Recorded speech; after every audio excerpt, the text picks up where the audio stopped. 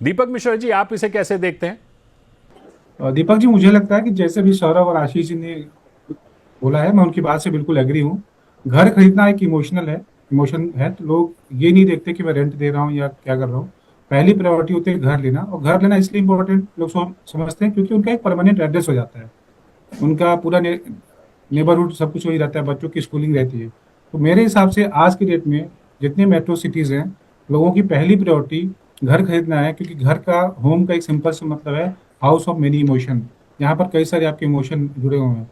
तो लोग रेंट पे नहीं रहना चाहते। सेकेंडली ये है कि जब आप घर खरीदते हैं तो आपको एक कॉन्फिडेंस आता है, आपको ऑनरशिप फील होती है कि ये मेरा अपना घर है। मैं जैसा चाहे वैसे इसको डेकोरेट करूँ, मैं जैसा चाहे वैसे रहूँ। तो आप बैंक से होम लोन लेते हैं, उसको रिपेमेंट भी आप जल्दी करते हैं।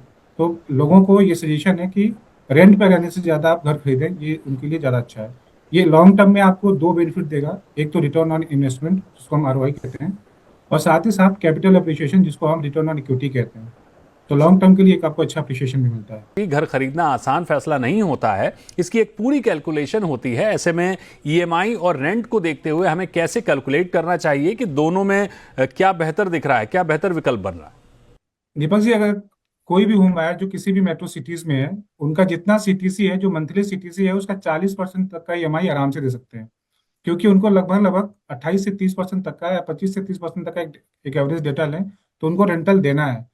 तो अगर होम बायर को सिर्फ ये नहीं देखना है कि मैं रेंटल दे रहा हूँ या ईएमआई दे रहा हूँ, क्योंकि रेंटल के साथ साथ आपका जो सीटीसी है उसमें एक टैक्स रिबेट भी मिलता है, जो ओवरऑल आपके एनुअल कैलकुलेशन में आपको फिट करता है।